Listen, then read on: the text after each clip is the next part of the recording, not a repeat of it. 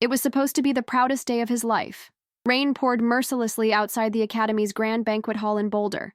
Inside, soft jazz played over speakers, glasses clinked, and polished boots clicked against marble floors as guests celebrated the graduating class of the U.S. Military Academy. They laughed, they toasted, they posed for photos, and just outside those grand double doors, where red, white, and blue banners waved proudly despite the downpour, my son stood soaking wet in full dress uniform, forgotten. Aiden, my only child, had just walked across the stage, a hero in his own right. 4 years of silent suffering, unspoken sacrifice, and excellence, ignored by the people who claimed to love him.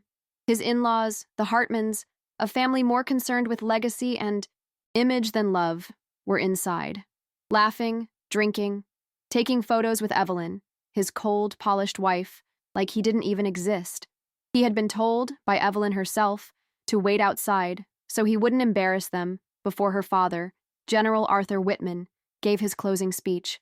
I found him there, his cap drooping from the weight of the rain, his shoulders slumped under the weight of 4 years of being diminished, his lips blue, but his voice silent. I didn't say a word. I walked over, grabbed him by the arm, lifted him to his feet, and marched him inside the hall. The room fell into stunned silence. Evelyn gasped. Caroline, her mother, clutched her pearls. The general straightened his spine like he was about to address a court-martial. And I stood there, soaked beside my soaked son, and said, "You owe this man everything." 5 words. But they hit harder than any speech, because the general knew exactly what I meant, and why I had every right to say it. I've never been one for fanfare or making scenes. That's what made that graduation day so out of character for me. But when you've spent your life protecting someone, there comes a point where silence feels like betrayal. My name is Natalie Pierce. I raised Aiden Murphy alone after his father, Michael, died fighting a warehouse fire when our boy was just 10 years old. Michael was the love of my life, a local firefighter with a crooked smile and unwavering sense of duty. The day they brought me his helmet, I made 2 promises. I would never let our son forget who his father was, and I would make sure Aiden had every opportunity to become the man he was meant to be. We lived in a modest 2-bedroom house in Lakewood, Colorado. It wasn't much, but I kept the lawn trimmed and the porch light on. I worked as a nurse at the county hospital, taking double shifts whenever I could. When that wasn't enough to cover Aiden's tuition at the military prep school he'd set his heart on, I picked up weekend reception work at a local dentist's office. "Mom, you don't have to do this," Aiden would say, his voice breaking as he watched me put on makeup at 5 a.m., already in my scrubs from the night shift. "I don't have to," I'd reply, kissing the top of his head. "I get to." Aiden was never the loudest boy, but there was a quiet dignity about him that reminded me so much of his father. While other teenagers were getting into trouble, Aiden was either studying or helping elderly Mr. Grayson next door with yard work. He never complained, never asked for the latest sneakers or video games, and never missed bringing me coffee when I came home exhausted. By 16, he'd decided on a military career. "Like Dad served the community, I want to serve the country," he told me one night as we sat on our porch swing, watching summer lightning in the distance. I remember feeling both proud and terrified, the same emotion that followed me through every stage of motherhood. When he was accepted to the U.S. Military Academy in Boulder with a partial scholarship, I thought my heart would burst. The day we drove to campus, his few possessions packed in my old Honda, I fought back tears as I watched him stand, straighter with each step toward his future. "You call me," I insisted, straightening his already perfect collar. "Every Sunday." "Yes, ma'am," he replied with that half-smile of his. I never told him that I drove back to that campus 3 days later, just to sit in the parking lot and make sure he was really okay. That's what mothers do. We hover invisibly, holding our breath until we know our children can fly. The academy transformed Aiden from a thoughtful boy into a focused young man. His shoulders broadened, his voice deepened, and his inherent sense of responsibility crystallized into something you could almost see, a kind of light that surrounded him. But it was during his 2nd year that everything changed. That's when Evelyn Hartman entered his life, and slowly, I began to lose the son I knew. I remember the first time he mentioned her. It was during one of our Sunday calls. "I met someone, Mom," he said, his voice different somehow, lighter, with a nervousness I hadn't heard since he was a child asking for permission to ride his bike to the lake. "Tell me about her," I said, settling into my armchair, ignoring the pile of bills on the coffee table. Her name is Evelyn. She's studying political science. Her father is, he hesitated, kind of a big deal in the military. That should have been my first warning. Not that she came from a military family, but the way his voice changed when he mentioned her father, like he was already measuring himself and finding something lacking. 2 months later, Aiden brought Evelyn home during a long weekend. She was beautiful in that polished, intentional way. Blonde hair, perfectly styled, nails manicured, clothing expensive but understated. She called me Mrs. Pierce despite my insistence on Natalie, and she looked at our modest home with what I now recognize was carefully disguised disdain. "Aiden has told me so much about you," she said, accepting the coffee I offered. "It must have been so hard raising him alone." Her sympathy felt rehearsed, like a line from a play she'd performed many times. That night, after they'd gone to bed, Evelyn in the guest room, I still had some old-fashioned rules. I sat alone in the kitchen and felt a heaviness settle over me. There was something in the way she touched Aiden's arm, corrected his stories, or spoke over him that made my maternal instincts flare. But he looked at her like she hung the moon, and what mother can stand against that? 6 months later, Aiden called on a Tuesday instead of Sunday. "Mom," he said, his voice breathless, "I asked Evelyn to marry me. She said yes." The room tilted slightly, but I steadied myself on the kitchen counter. That's wonderful, sweetheart," I managed, though wonderful was the last thing I felt. "Aren't you both a little young? You haven't even graduated yet. Her father thinks it's a good idea for us to settle down early. He says it shows commitment and stability, good qualities for an officer." There it was again. Her father's opinion, already weighing more than his own judgment or mine. "I see," I said, though I didn't. "Not really. Not yet. When do I get to meet the famous general?" "Whitman, then?" "They've invited us to dinner next month at their home in Denver," Aiden replied, sounding both excited and terrified. "You'll come, right?"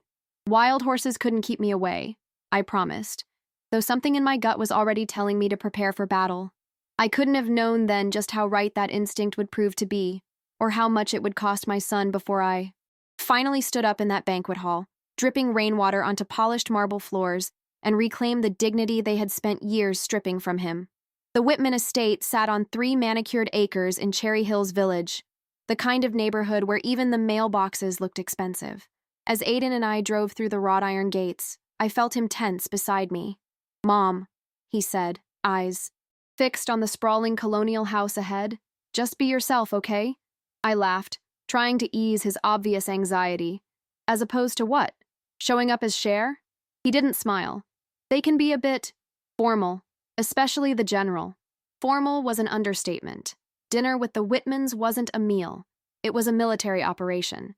General Arthur Whitman stood at the head of a table that could have seated 20, though there were only 5 of us. He was tall, with silver hair cut regulation short, and posture so perfect it made my back hurt just looking at him. His wife, Caroline, was a preserved version of Evelyn.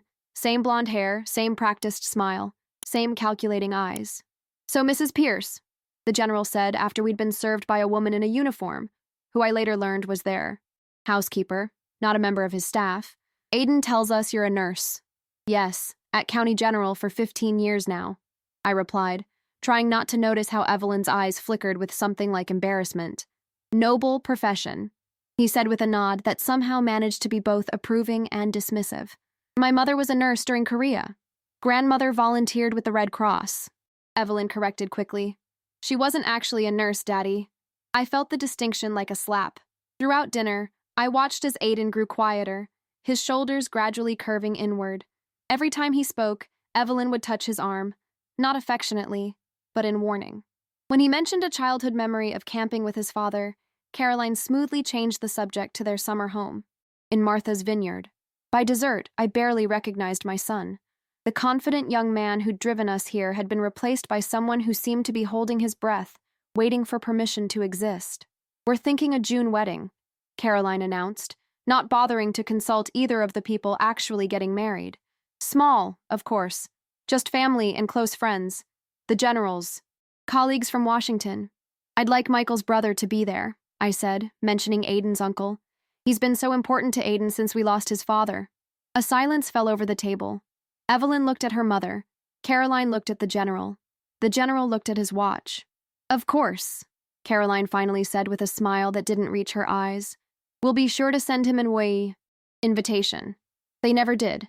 The wedding took place exactly as the Whitmans had planned, at their country club, with their friends, their traditions, and their expectations. Aiden wore his dress uniform. I wore a blue dress I'd saved 3 months to buy. Uncle Jack wasn't invited. Neither were any of Aiden's academy friends who didn't come from the right families. I watched my son pledge his life, to a woman who held his hand like it was a prop, and to a family who saw him as an accessory to their dynasty, rather than a person to be cherished. At the reception, I overheard Caroline talking to another elegantly coiffed woman. Of course, it's not what we'd initially hoped for Evelyn, but he's showing real promise at the academy. Arthur thinks he could make major by 30 with the right mentoring. The right mentoring. The Whitman name. The Whitman connections. Never just Aiden, on his own merits. After the wedding, the changes in my son became impossible to ignore. Our Sunday calls grew shorter, often interrupted by Evelyn's voice in the background, reminding him of some obligation. His visits home became rare and always rushed. When I was invited to their new apartment near campus, a luxury unit paid for by the Whitmans, Aiden followed me around like a nervous host, straightening things I touched, checking his phone constantly. Is everything okay, honey? I asked during one such visit, cornering him in the kitchen while Evelyn took a call in the other room. Everything's great, Mom, he said too quickly. Evelyn's father is helping me secure a position in officer training after graduation. It's a real honor. I'm sure it is, I said carefully. But are you happy, Aiden? Something flickered in his eyes, a momentary crack in the facade he'd built. But before he could answer, Evelyn appeared in the doorway. Darling, Daddy's on the phone. He wants to discuss your thesis topic. And just like that, my son was gone again, replaced by this careful, cautious man, who seemed to measure every word, every step, every breath, against some invisible standard I couldn't see, but could feel crushing him. Over the next 2 years, I watched from an increasingly distant sideline as the Whitmans systematically redesigned my son's life. Holidays were spent at their estate or with their approved friends. Evelyn managed their social calendar, their finances, even Aiden's career ambitions. The general's influence secured Aiden's special projects and commendations, but each one seemed to come with strings that pulled him further from who he really was. The few times I saw him alone, I caught glimpses of my real son, his dry humor, his compassion, his quiet strength. But these moments became increasingly rare, like watching a light being slowly dimmed until you could barely see it flickering. The week before his graduation, Aiden called me on a Tuesday again. Mom, he said, his voice strained in a way that made me sit up straight. About graduation day, the Whitmans have arranged a special reception afterward, in the banquet hall. I've already booked my hotel room, I assured him. I wouldn't miss it for the world. There was a pause. That's the thing. It's going to be mostly military families, the general's colleagues. Very formal.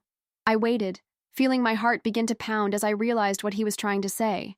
Evelyn thinks she wondered if maybe you'd be more comfortable just attending the ceremony and then maybe we could have dinner, just you and me, the next day.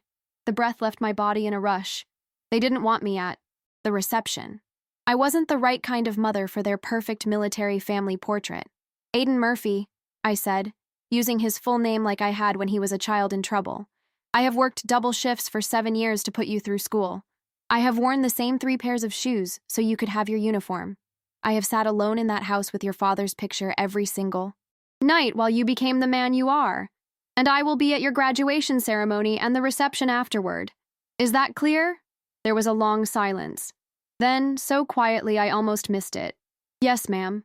What I didn't know then, what I couldn't have imagined, was that saying yes to me would cost him more than either of us realized, and that 4 days later, I would find my son standing in the rain, barred from his own celebration, paying the price for loving both his wife and his mother in a world that forced him to choose. The morning of Aiden's graduation dawned with the kind of perfect blue sky that Colorado is famous for. I woke early, my stomach fluttering with a mixture of pride and apprehension. I'd laid out my outfit the night before, a cream-colored dress and the pearl earrings. Michael had given me on our 5th anniversary. Simple, dignified, and the best I could afford. I arrived at the Academy's main quad 2 hours early, determined to get a good seat. Rows of white chairs faced a stage adorned with flags and the Academy's emblems.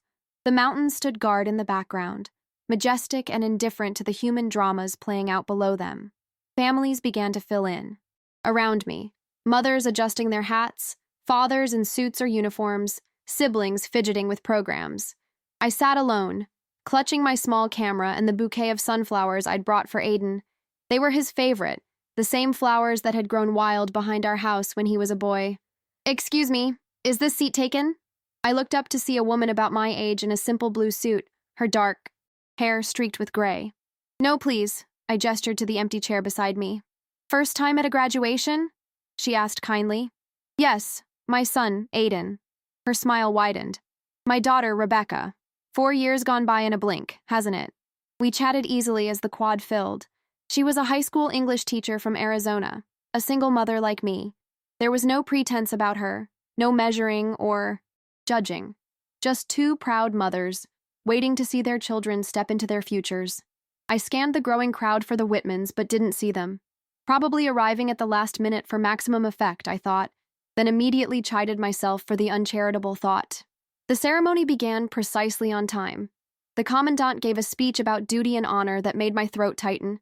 A senator I recognized from the news spoke about sacrifice and service, and then finally they began calling names.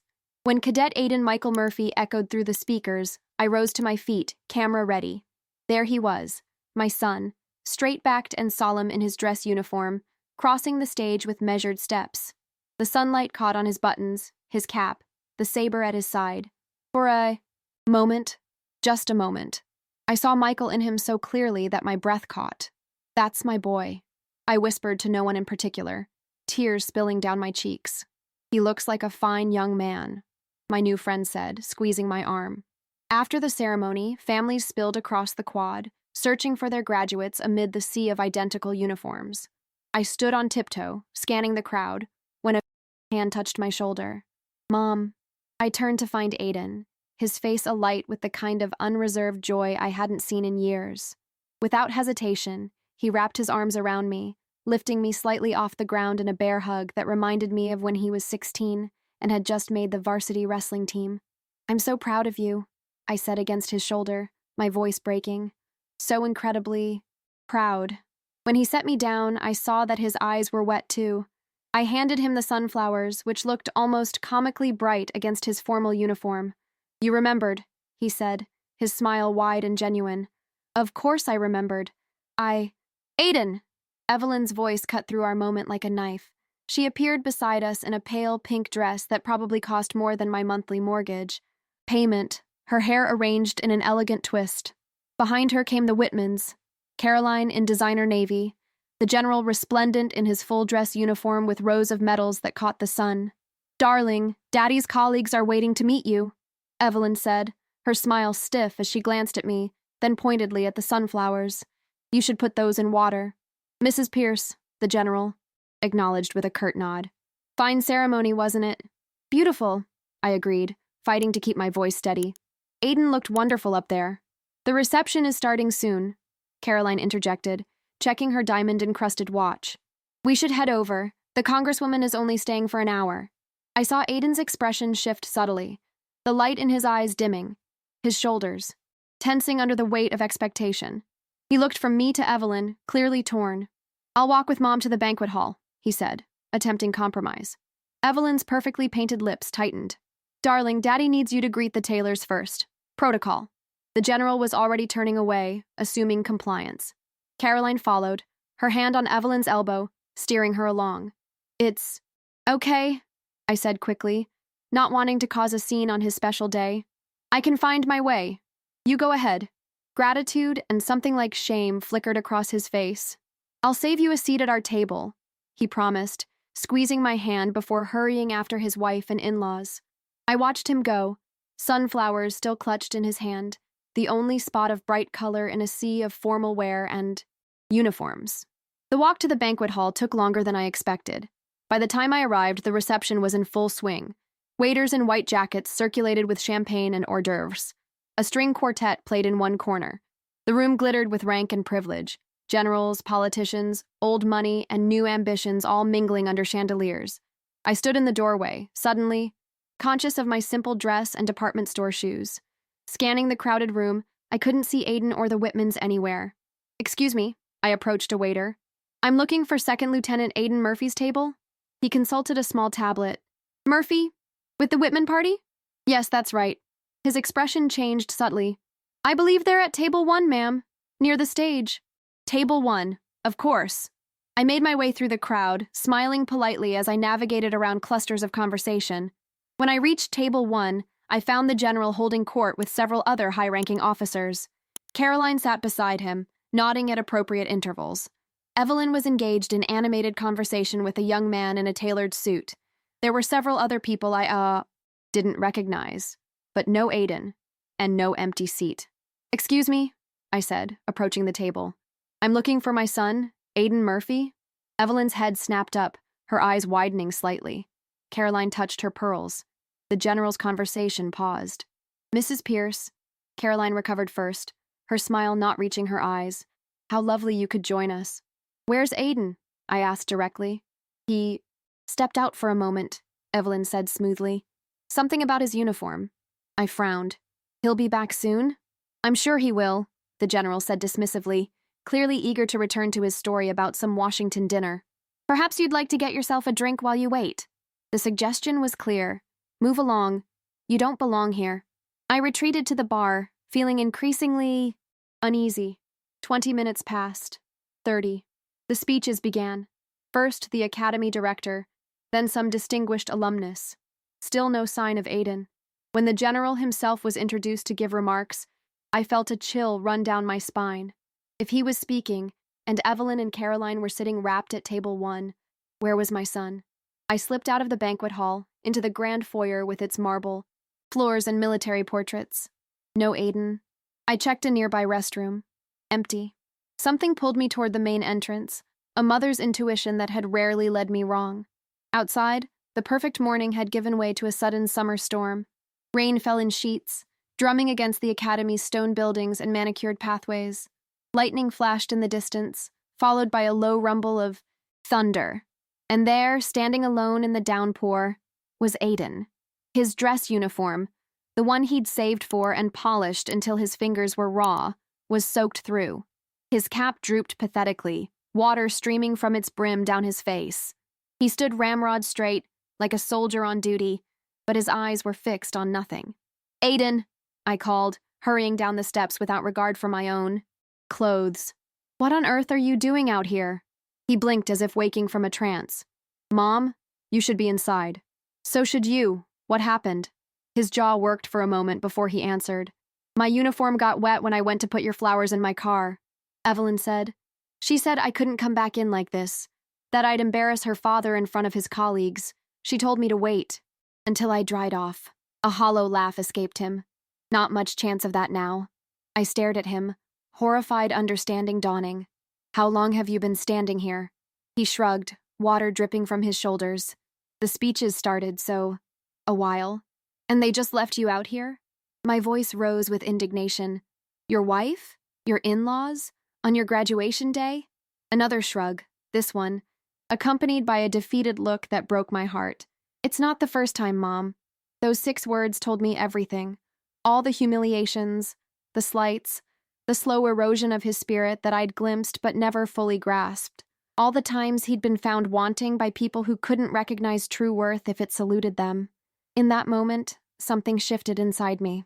The careful restraint I'd maintained for years, not wanting to come between Aiden and his new family, not wanting to seem like the bitter mother-in-law, shattered completely. I looked at my son, soaked, forgotten, diminished, and felt a fury rise in me that I hadn't experienced since Michael died, and I'd raged at God for taking him too soon. "Come with me," I said, my voice steady despite the storm raging both around and within me. "Mom, don't." "Now, Aiden."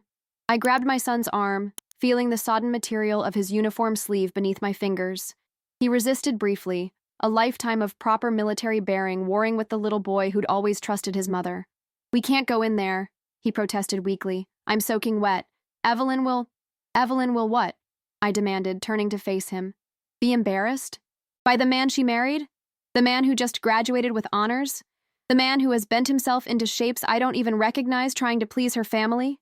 Rain plastered my hair to my face, ruined my carefully applied makeup, and turned my cream dress translucent. I didn't care. Mom, you don't understand how things work in their world, Aiden said, his voice low. There are expectations, protocols. No, son. What I understand is that no one puts my child outside in the rain like an unwanted dog. Not on my watch. Not ever.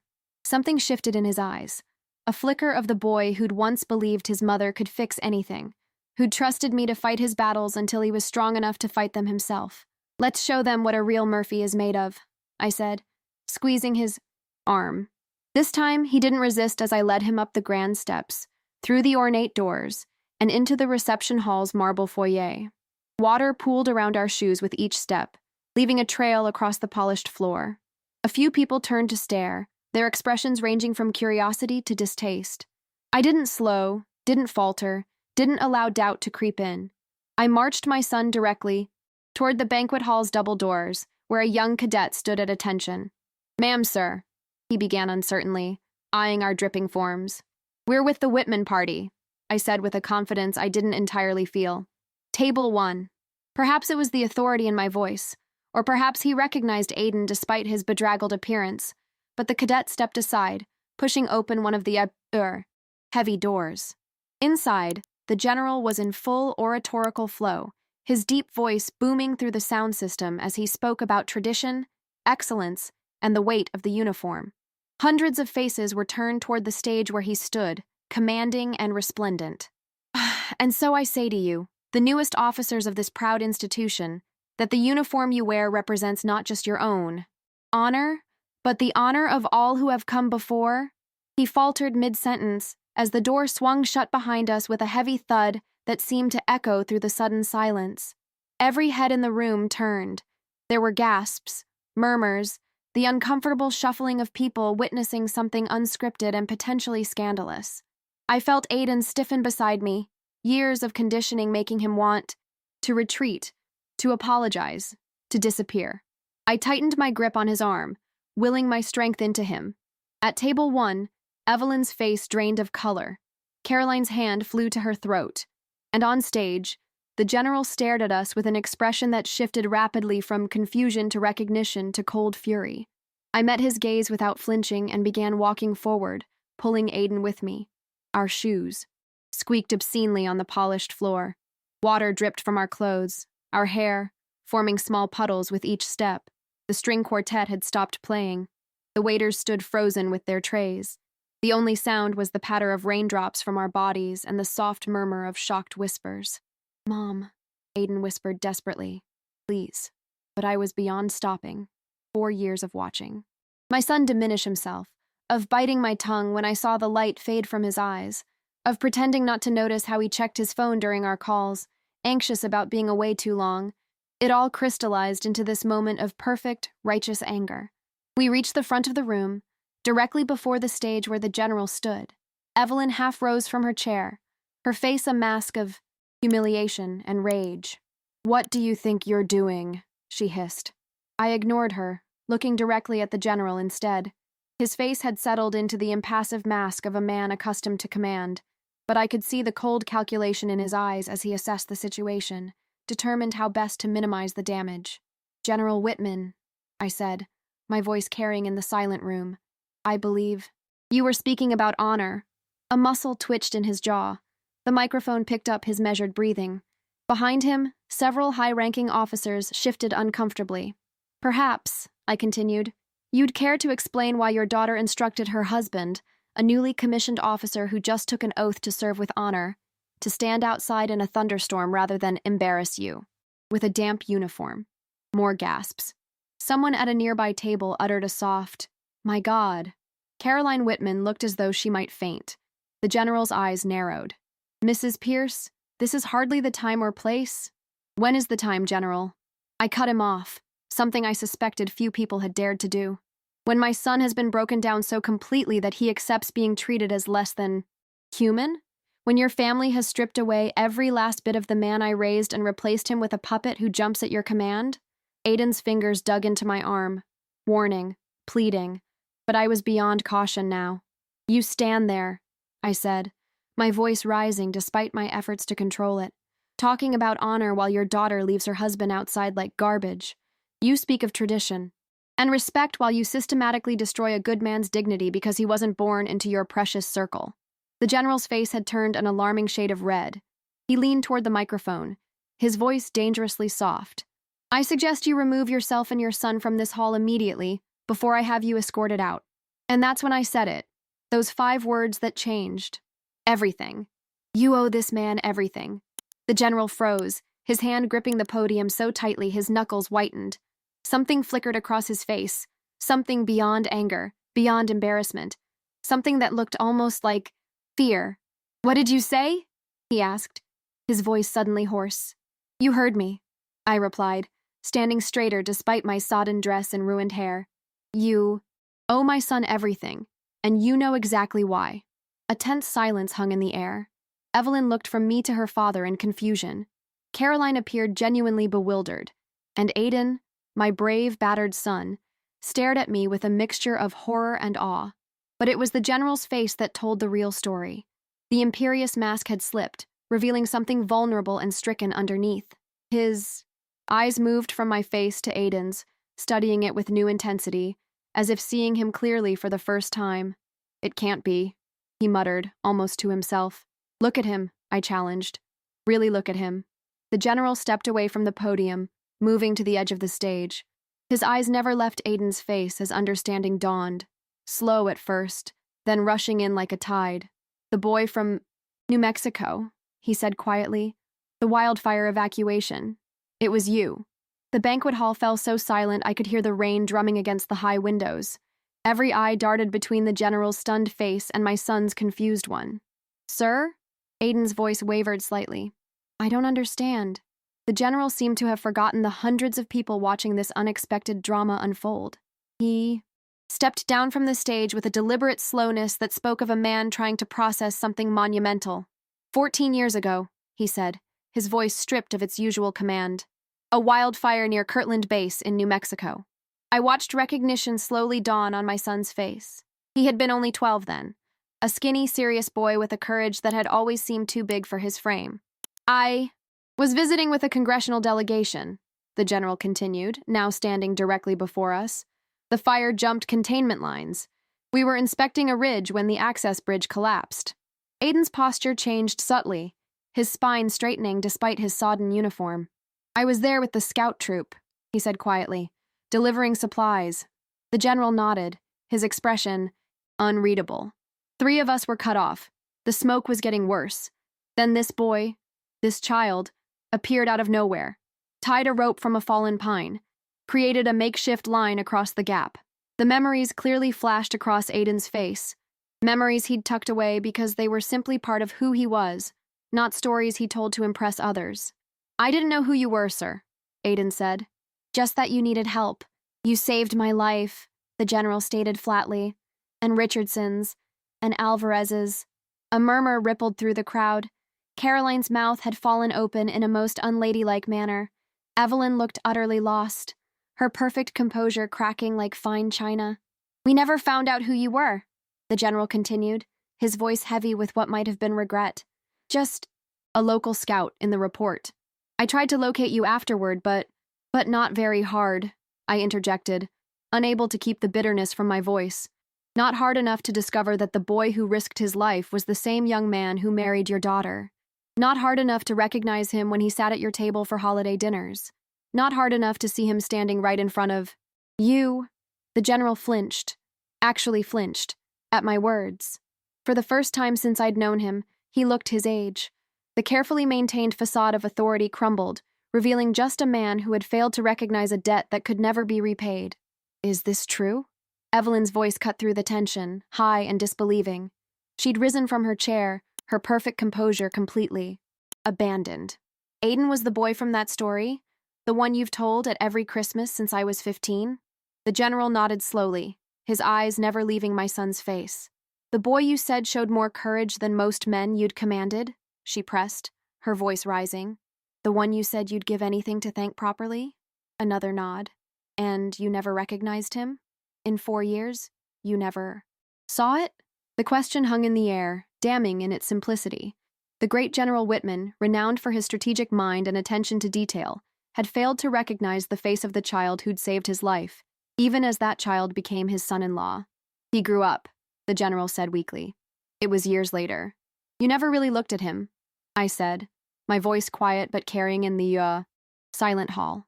You never saw him as a person, just as some enlisted man's son who wasn't quite good enough for your daughter, but who might be useful for your legacy. The truth of my words seemed to physically strike him.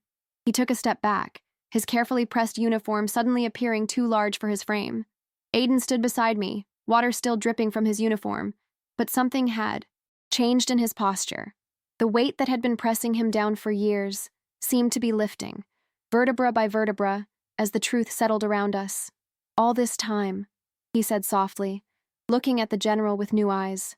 All these years of trying to prove myself worthy of your family, and you never even knew who I was. Evelyn moved toward us, her perfect mask completely shattered. Aiden, I didn't know. I swear I didn't know. Would it have mattered? He asked her, his voice gentle but unflinching. If you'd known I once did something heroic, would you have treated me differently? Would you still have told me to wait outside in the rain today because my uniform might embarrass your father? She had no answer for that. The truth was written plainly on her face. The academy director, sensing the need to regain control of the situation, stepped to the microphone. Ladies and gentlemen, we'll take a brief intermission before continuing with our program. Please enjoy refreshments in the adjacent hall. People began to move, creating a low buzz of conversation that provided a thin veil of privacy. The general gestured toward a side door. Perhaps we should continue this conversation somewhere more private, he suggested, a hint of his usual authority returning. No, I said firmly. No more hiding, no more pretending. You've had 4 years to know my son, to see his worth. You chose not to. I'm done letting your family diminish him in private. The general's jaw tightened, but before he could respond, an older man in a dress uniform approached. The insignia identified him as a general of even higher rank than Whitman. Arthur, he said gravely, I think you owe this young man and his mother an apology. A public one. The general looked like he might argue, but something in the other man's expression stopped him. He straightened his shoulders, visibly gathering himself. Lieutenant Murphy, he began formally. Mrs. Pierce, it appears I have failed in, the most basic duty of an officer, to recognize valor and honor it appropriately. For that, I offer my sincere apology. It was the kind of carefully worded statement that admitted wrongdoing without actually accepting responsibility. I opened my mouth to object, but Aiden squeezed my arm gently. Sir, he said, addressing his father-in-law with the same respect he always had. I didn't save you for recognition or reward. I did it because it was the right thing to do, just as standing up for myself today is the right thing to do. He turned to Evelyn, water still dripping from his uniform onto the polished floor. I've spent 4 years trying to be the man you and your family wanted me to be. I've changed how I speak, how I dress, who I spend time with. I've let you dictate every aspect of our life together, and I've watched you be ashamed of me, of my background, of my mother, the woman who sacrificed everything to give me a chance at a good life. Evelyn's face crumpled. Aiden, please. I'm not finished, he said quietly, with a firmness I hadn't heard from him in years. I love you, Evelyn. I have from the moment I met you, but I can't keep sacrificing who I am to fit into your world. Not anymore. The general cleared his throat, clearly uncomfortable with this public airing of family business. Lieutenant, perhaps this discussion would be better continued at home. With all due respect, sir, Aiden replied. Home is where you're accepted for who you are, not what you can do for someone else's reputation. I'm not sure I've had a home since I married your daughter. The words hung in the air, simple and devastating. Caroline made a small sound of distress. The general's face hardened, his momentary vulnerability disappearing behind his usual mask of authority. You're upset, he said dismissively. We'll discuss this when cooler heads prevail. And there it was, the same pattern I'd watched for years. Minimize, dismiss, control. No, we won't, Aiden said, his voice stronger with each word. Because I'm done discussing my worth with people who can't see it. He turned to me, his eyes clear despite the water still dripping from his cap. Mom, I think it's time we left. Pride swelled in my chest, nearly choking me. This was my son, the real Aiden, not the carefully constructed officer the Whitmans had tried to mold him into. This was the boy who'd run into fire to save strangers, who'd worked 2 jobs during high school to help with bills, who'd held my hand at his father's funeral and promised to make us both proud. Yes, I said, blinking back tears. I think it is. As we turned to leave, Evelyn stepped forward, her perfect composure completely abandoned. Aiden, wait, please, we can fix this. He paused, looking at her with a gentleness. That broke my heart. Can we? Can you see me for who I actually am, not who you want me to be? Can you stand up to your father when he's wrong? Can you love my mother as family, not as some embarrassing obligation? Tears streaked her makeup, leaving trails down her flawless complexion. I don't know. That's the most honest thing you've ever said to me, Aiden replied softly. When you figure it out, you know where to find me. We walked toward the door, leaving puddles in our wake. The crowd parted silently, some faces showing sympathy, others judgment, many simply shock at witnessing such a public unraveling of a powerful family's facade. Just as we reached the door, the general's voice rang out. Murphy! Aiden stopped but didn't turn. That night in New Mexico, the general said, his voice carrying across the silent hall. You told me something. Do you remember? Slowly, Aiden turned. I told you that courage isn't about not being afraid. It's about doing what's right even when you're terrified. The general nodded, something like respect finally showing in his eyes. Today, you've lived up to those words. It wasn't an apology. It wasn't even an acknowledgement of all the harm they'd done. But it was something. A crack in the wall, a moment of genuine recognition.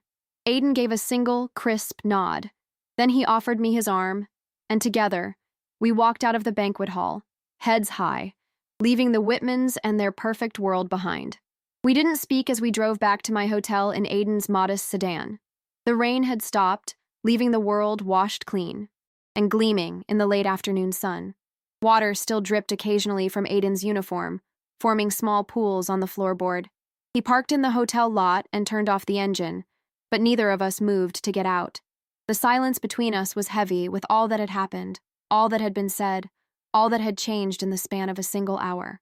I'm sorry, Mom, he finally said, staring straight ahead through the windshield. For what? I asked, genuinely confused. For letting them treat you that way. For not standing up sooner. For becoming someone I barely recognize. I reached over and took his hand, still cold and damp from his time in the rain. You have nothing to apologize for. Nothing. I should have been stronger. Aiden, look at me. I waited until he turned, his eyes reflecting the same uncertainty I'd seen when he was a child, facing his first day of school without his father. Love makes us vulnerable. It makes us want to belong. There's no shame in that. I gave up too much of myself, he said, his voice cracking slightly, trying to be good enough for them, for her. And today, you took it back. I squeezed his hand. That's what matters. He nodded slowly, then let out a long, shuddering breath. What happens now? It was the question of a younger son, looking to his mother for guidance. But the man before me didn't need me to map his path anymore. He needed me to remind him of his own strength. Whatever you decide happens, I said simply.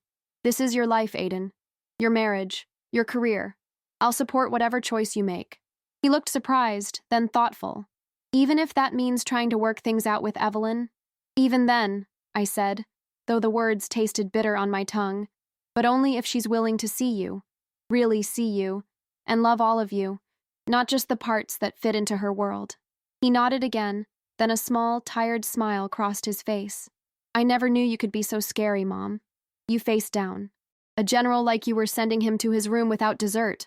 I laughed, feeling some of the tension break. Nobody messes with my kid, not even a man with stars on his shoulders. We sat in more comfortable silence for a moment, the weight of the day settling around us. You knew about New Mexico, he said finally. About the fire. You knew all along that General Whitman was one of the men I helped? I nodded. I recognized him the first time you brought home a newspaper clipping about him, back when you were dating Evelyn. There was a photo from that congressional tour. He looked older, but I never forget a face. Especially not one I'd seen on the news during that fire, when I was half out of my mind with worry about where you'd disappeared to. Why didn't you say anything? I sighed, remembering my calculations, my hopes, my fears. At first, I thought it might be fate, that maybe this connection meant something good for you. that perhaps he'd recognize you and appreciate who you really are. Then, when it became clear he hadn't made the connection, I thought about saying something. But you were so in love with Evelyn, so eager to be accepted by her family. I was afraid. It would seem like I was trying to manipulate the situation. And today? Today I saw my son standing in the rain, forgotten on what should have been one of the proudest days of his life, I said, feeling the righteous anger rise again. And I realized that some truths need to be spoken, no matter how uncomfortable they make people feel. He leaned his head back against the seat, looking, suddenly exhausted. I should change. Get out of this wet uniform. Yes, you should, I agreed, unbuckling my seatbelt. And then we should celebrate. You graduated today, Lieutenant Murphy.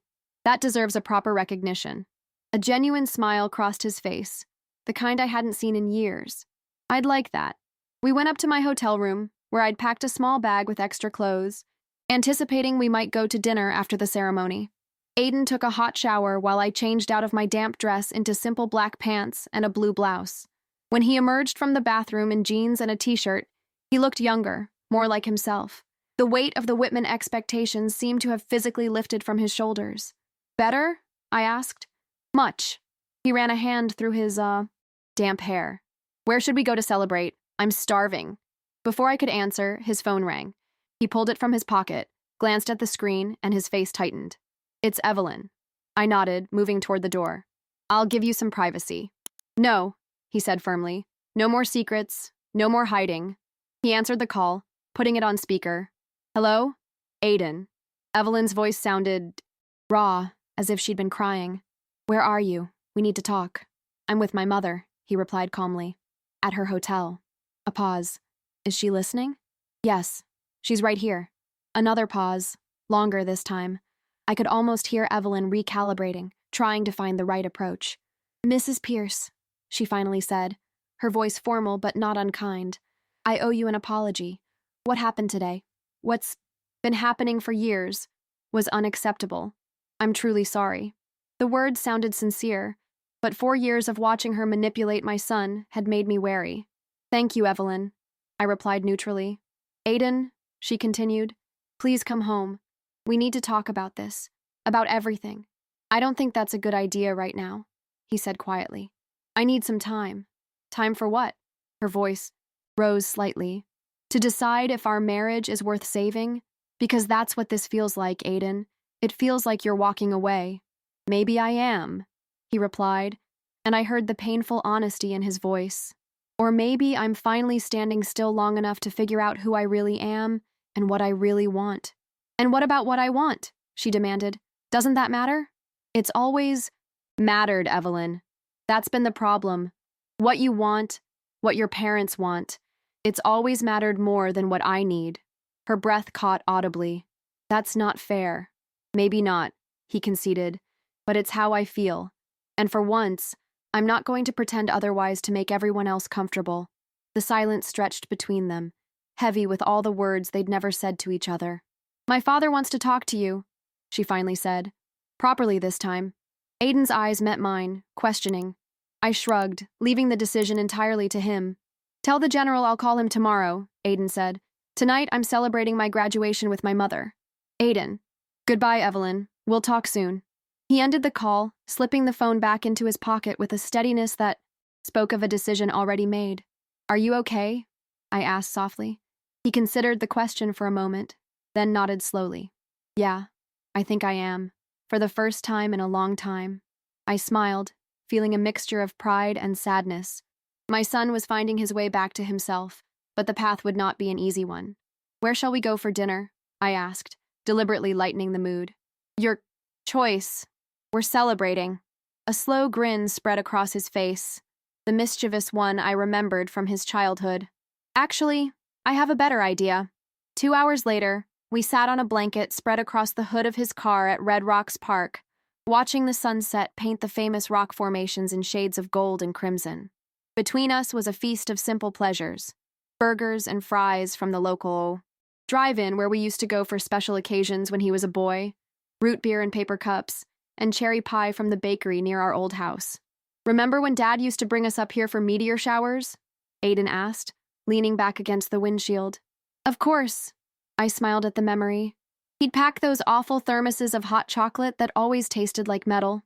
And he'd make up stories about the constellations because he could never remember the real ones, Aiden added, laughing softly. The great spatula, I recalled. The mighty sock. The sleepy dog, Aiden finished, pointing to a random cluster of stars. We fell silent, the memories of Michael floating between us like gentle ghosts. He would have been so proud of you today, I said quietly. Not because of the uniform or the rank, but because of who you are, who you've always been. Aiden nodded, his eyes suspiciously bright in the fading light. I wish he could have been there. He was, I said simply, just like he's here now. My son reached for my hand, squeezing it gently. No more words were needed. As the first stars appeared in the darkening sky, I felt a sense of peace settle over me. Whatever happened next, whether Aiden reconciled with Evelyn or forged a new path alone, he would face it as himself, not as the shadow person the Whitmans had tried to create. And that, more than any ceremony or title, was worth celebrating. The call came 3 days after graduation. Aiden had been staying in my hotel room, sleeping on the pull-out sofa like when he was a teenager, and we'd take weekend trips to visit colleges. Those 3 days felt like a decompression chamber, a space where he could slowly readjust to breathing his own air, thinking his own thoughts, being his own person. We didn't talk much about Evelyn or the Whitmans. Instead, we hiked in the foothills, visited his favorite bookstore from his academy days, and ate meals where no one monitored his table manners or criticized his choice of entree. I watched my son gradually unfurl, like a fern that had been kept in darkness suddenly finding sunlight. When his phone rang that morning, we were having coffee on the hotel room's small balcony. Aiden glanced at the screen, his expression shifting subtly.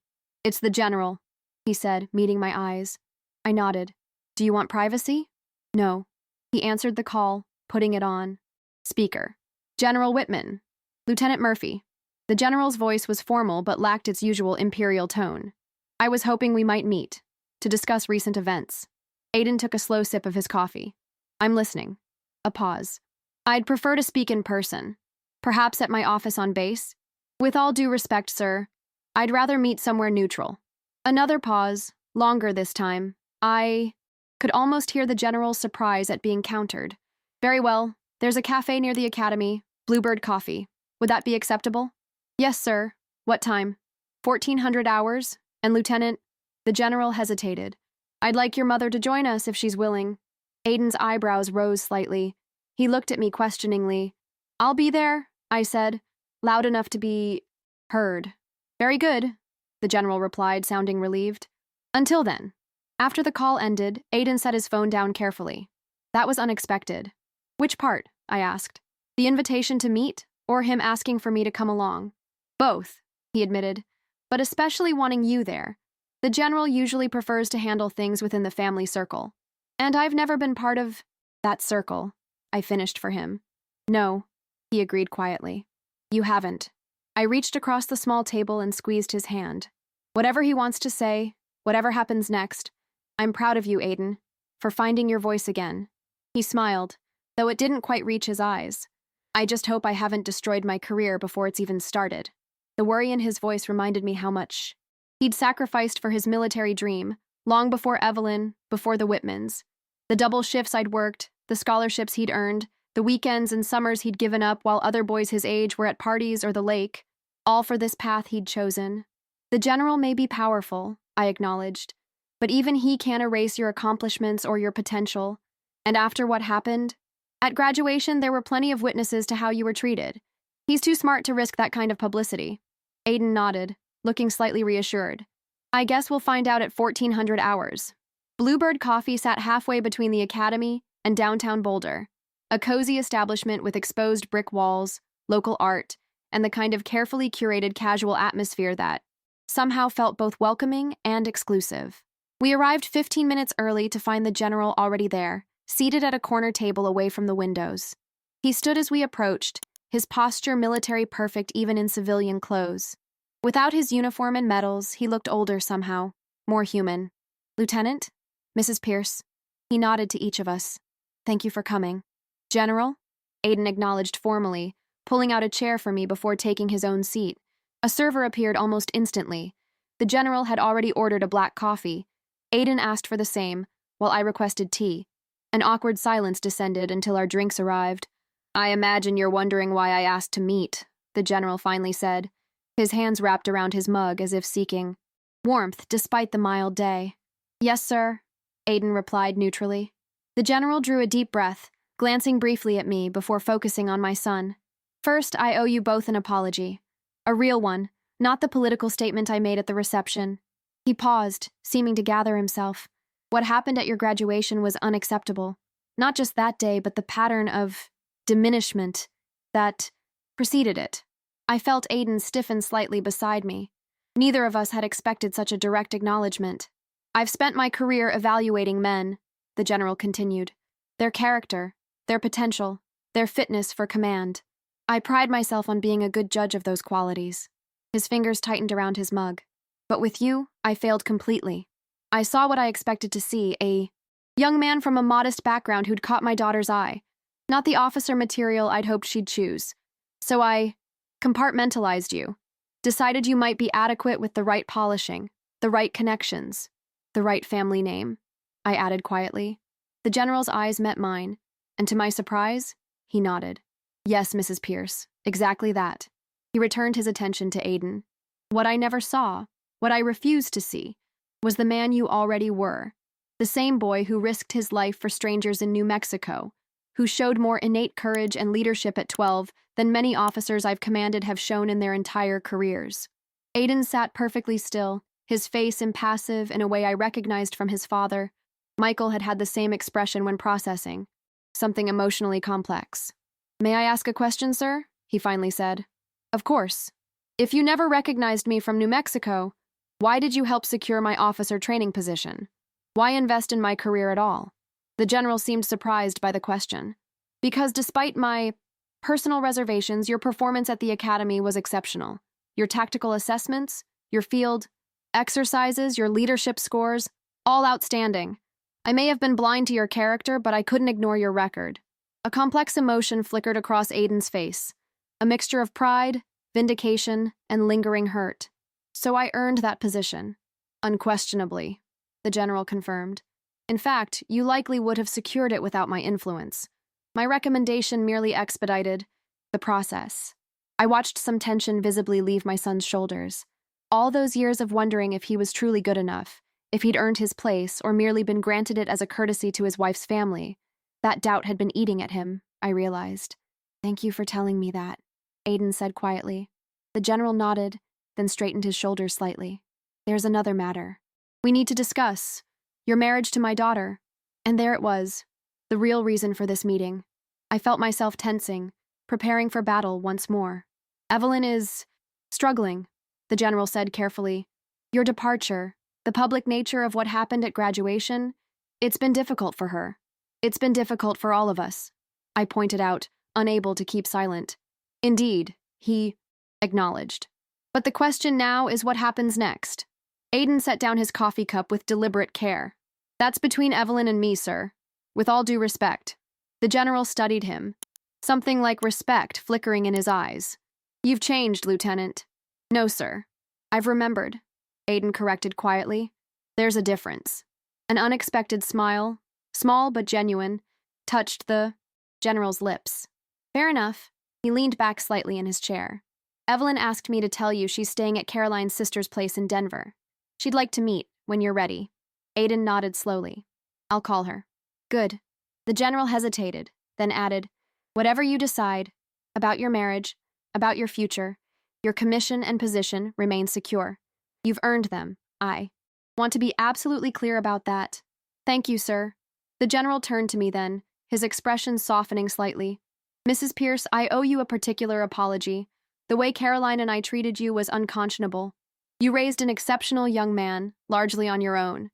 That deserves respect, not condescension." The words were right, but something in me still hesitated to accept them.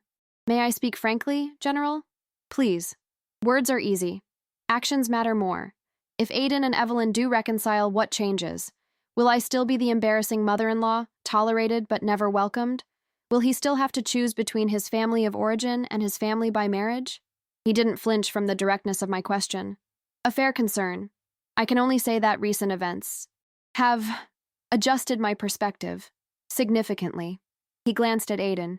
Your son reminded me of something I'd forgotten over years of command, that true worth isn't about background or connections, it's about character, about doing what's right, even when it's difficult. His gaze returned to me. I can't speak for Caroline, and I won't pretend that old habits change overnight, but I give you my word that if they choose to rebuild their marriage, things will be different. I studied him, searching for signs of the imperious man who had dismissed me for years. Instead, I saw someone humbled, not broken, but genuinely changed by the recognition of his own blindness. Thank you, I said simply. That's all I ask. The general nodded, then checked his watch. I should be getting back to the base. He stood, extending his hand first to me, then to Aiden. Lieutenant, whatever you decide, my door's open to you, both professionally and personally.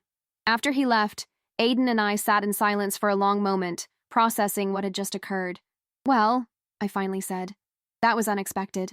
A small smile tugged at Aiden's lips. I've never seen the general apologize to anyone, ever. Do you think he meant it? I asked gently. Aiden considered this, turning his coffee cup slowly between his hands. Yes, he said after a moment. I do. Whether it changes anything in the long run remains to be seen. But, yes, I think he was sincere. And Evelyn? I couldn't help asking. Will you call her? He nodded slowly. I need to. Whatever happens next, we need to talk. Really talk. Probably for the first time since we got engaged. I reached across the table and squeezed his hand. Just remember, whatever you decide, I'm in your corner. Always have been. Always will be. I know, Mom, he said, returning the pressure. That's the one thing I've never doubted. The next morning, Aiden drove to Denver to meet with Evelyn. I stayed behind at the hotel, trying not to worry, trying not to wonder if he would come back with his wedding ring removed or with renewed determination to make his marriage work. Either way, I knew my role now was to support, not to guide. My son had found his voice again. The choices he made with it had to be his own. He returned late that evening, his expression thoughtful but not devastated. We sat on the balcony again, the lights of Boulder, spread out below us like earthbound stars. We talked, he said simply. Really talked, for hours. About everything. Who we are, what we want, why we got married in the first place. And, I prompted gently when he fell silent. He sighed, running a hand through his hair. And we're going to try. Not pick up where we left off, but start over in a way. Get to know each other as equals, not as roles. In some family drama. I nodded, carefully keeping my expression neutral. Do you think that's possible?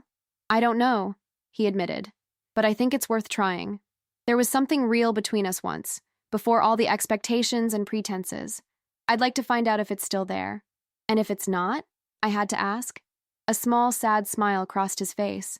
Then we'll end it properly, with honesty and respect. Either way, I won't lose myself again. That's the one thing I promised myself, and her. I reached out and squeezed his hand, pride and a mother's eternal worry mingling in my heart. That sounds like a wise approach. He looked out at the city lights for a long moment. She asked about you, you know, about whether you'd be willing to start fresh too. Did she? I couldn't keep the surprise from my voice. She said she wants to apologize properly, to get to know the woman who raised the man she married, not just fulfill some obligation to her husband's family. I considered this, remembering all the slights, the cool politeness, the way Evelyn had treated me like an inconvenient footnote in her perfect life story. But I also remembered her face at the reception when the truth was revealed, the genuine shock, the crumbling of certainty. I'd be willing to try, I said finally, for your sake, and maybe for hers too. Aiden smiled, a real smile reaching his eyes. Thank you. As we sat there in comfortable silence, I thought about the journey that had brought us to this moment. The lonely years after Michael died, the sacrifices we'd both made, the gradual erosion of my son's spirit as he tried to fit himself into a world that wasn't built for him. And finally, the moment in the rain when something broke, or perhaps when something was finally set free. I didn't know what the future held for Aiden and Evelyn. I didn't know if the general's change of heart would last, or if Caroline would ever truly accept me. But I did know that my son had reclaimed his dignity, his voice, his sense of self, And that was worth more than any military rank or social connection. That was worth everything. 1 year later, I stood in my small backyard in Lakewood, arranging chairs for Aiden's promotion ceremony. He had insisted on having it here, at the home where he grew up, rather than at the base or the Whitman's estate. A small gesture, but one that spoke volumes about how much had changed. Need any help with those? I turned to find Caroline Whitman standing on my patio, looking oddly out of place in her designer dress and pearls. But she was smiling. A real smile. Not the polite society version I'd grown accustomed to seeing. That would be lovely, thank you, I replied, genuinely meaning it. As we arranged the folding chairs in neat rows on the lawn, I marveled at how different things were from that rainy graduation day. The changes hadn't happened overnight, and they hadn't always been smooth. There had been awkward dinners, tense holidays, moments when old patterns threatened to reassert themselves. But slowly, steadily, a new equilibrium had emerged. Aiden and Evelyn had spent 3 months living apart, meeting for coffee, for walks, for long conversations where they rediscovered each other without the weight of family expectations. They'd started marriage counseling, something the old general would have considered an unacceptable weakness, but which the new, humbled version of Arthur Whitman had actually suggested. By Christmas, they had decided to give their marriage another chance. They moved into a modest apartment near the base where Aiden was stationed. Not the luxury unit the Whitmans had previously provided, but a place they chose together, furnished with a mixture of items from both their backgrounds. Natalie, Caroline said, interrupting my thoughts as we finished with the chairs. I wanted to thank you again for hosting today. It means a lot to all of us. It's my pleasure, I replied, meaning it. Besides, Aiden was very clear about wanting it here. A small, rueful smile crossed her face. Yes, he's become quite clear about what he wants this past year. Arthur says it makes him a better officer. And a better man, I added quietly. Caroline nodded, her expression softening. You did a remarkable job raising him. I don't think I ever properly acknowledged that. The compliment caught me off guard. Caroline Whitman had come a long way from the woman who had once looked at my home with barely disguised disdain. Our relationship would never be the effortless friendship I might have wished for in an in-law, but it had evolved into something I wouldn't have thought possible a year ago, a genuine mutual respect. Thank you, I said simply. That means a lot. The backyard gradually filled with guests, a mixture of Aiden's academy friends, his current colleagues from the base, the Whitmans' social circle, and our old neighbors who had watched Aiden grow up. Uncle Jack was there, proudly wearing his firefighter dress uniform in honor of his brother and nephew. Mr. Grayson, now using a walker but determined to attend, sat in the front row. Evelyn moved through the crowd with practiced grace, but there was a new authenticity to her interactions. She spent as much time chatting with Mrs. Rodriguez, who had babysat Aiden when he was small, as she did with the General's Pentagon colleagues. The polished society wife was still there, but now she seemed like just one facet of a more complex, genuine person. I was arranging refreshments on the patio table when I felt a presence beside me. The General, Arthur, as he had asked me to call him in private settings, stood in his full dress uniform, medals gleaming in the afternoon sun. You've created a wonderful celebration, Natalie, he said, his voice warm. Thank you for including us all. Of course, I replied. We're family, after all. The words hung between us for a moment, an acknowledgement of how far we'd come, how much had changed. Yes, he agreed quietly. We are. He helped me carry a tray of lemonade to the drink table, an action that would have been unthinkable a year ago. As we worked side by side, I thought about the complex journey that had brought us here. The General's transformation hadn't been instantaneous or perfect. There had been moments when the old authoritarianism had surfaced, when he'd tried to direct rather than suggest, command rather than request.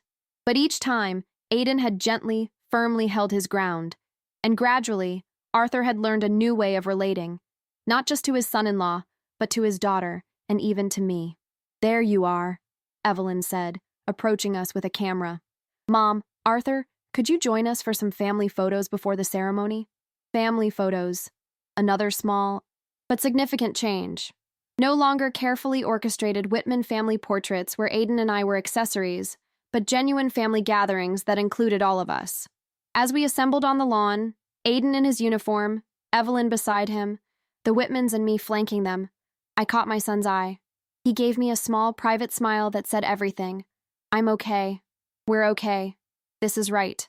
The promotion ceremony itself was brief but moving. Arthur, as the ranking officer present, had the honor of pinning the new insignia on Aiden's uniform. His hands, usually so steady, trembled slightly as he performed the ritual. Captain Murphy, he said formally, stepping back to salute. Congratulations on your promotion. Aiden returned the salute crisply. Thank you, sir. Then, breaking protocol, slightly, Arthur clasped Aiden's hand. I'm proud of you, son. Truly proud. The words were simple, but I saw their impact in Aiden's face, the final healing of a wound that had been open for too long. After the ceremony, as guests mingled and celebrated, I found myself standing by the old oak tree where Michael had hung a tire swing when Aiden was 5. So much had changed since then. So much had been lost and found and transformed. Penny for your thoughts, Aiden said, appearing beside me with 2 glasses of champagne. I accepted one with a smile, just remembering.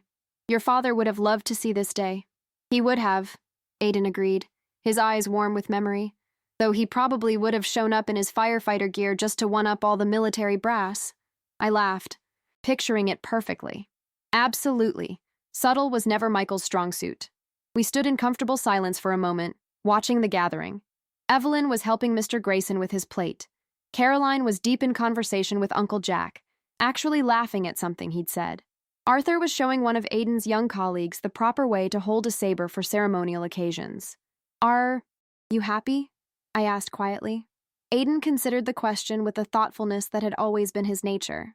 Yes, he said finally. Not in the simple way I might have imagined happiness when I was younger. It's more complex than that. But yes, I'm happy.